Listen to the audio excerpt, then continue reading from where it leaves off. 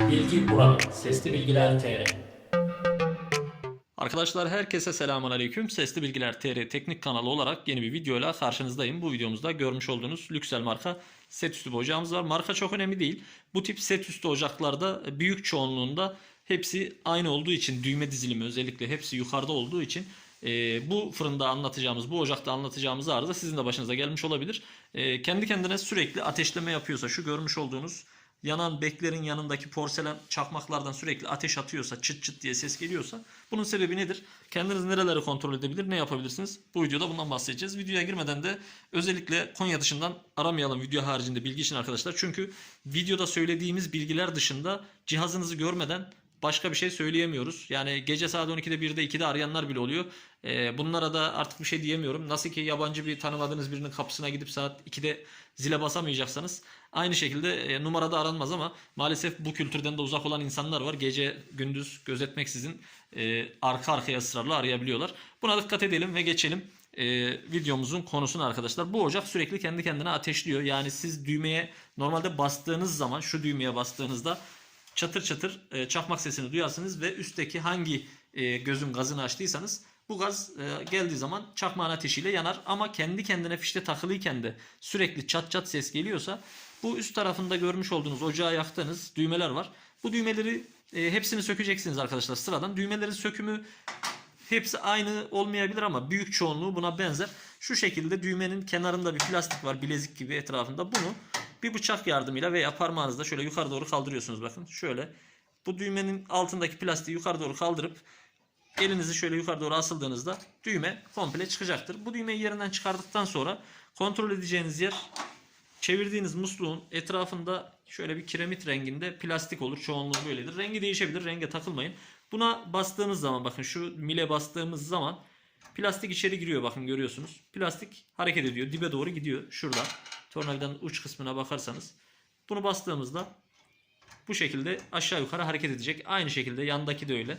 Hepsinde kısaca bu olay aynı şekilde olması gerekiyor. Bunları tek tek kontrol edin arkadaşlar. Bu şekilde basın elinizle.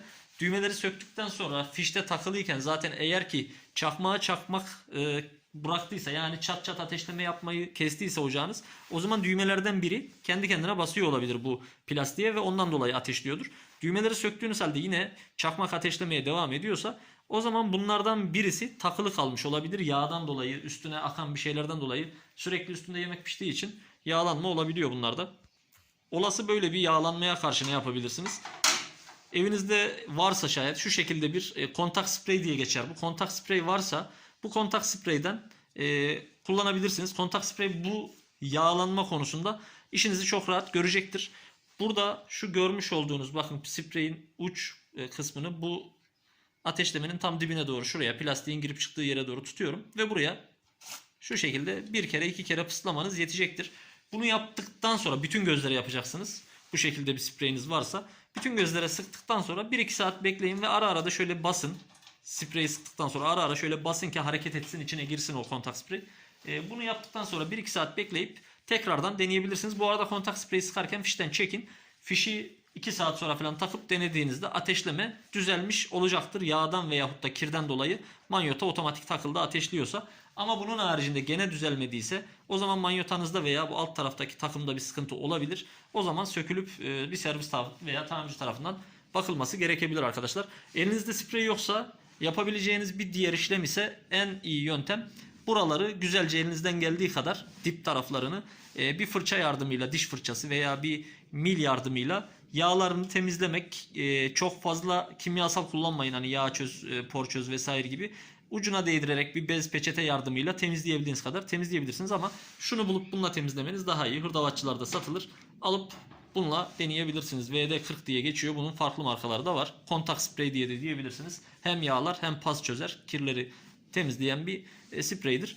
Bu şekilde başınıza geldiyse bu şekil bir kontrolle sorununuzu düzeltmeye çalışabilirsiniz. Eğer düzelmiyorsa o zaman komple tablanın açılıp alt taraftaki manyotanın ve takımın kontrolü gerekecektir. Bunu da kendiniz yapamayabilirsiniz. Gaz riski olduğu için sökmenizi de tavsiye etmiyorum tablayı komple.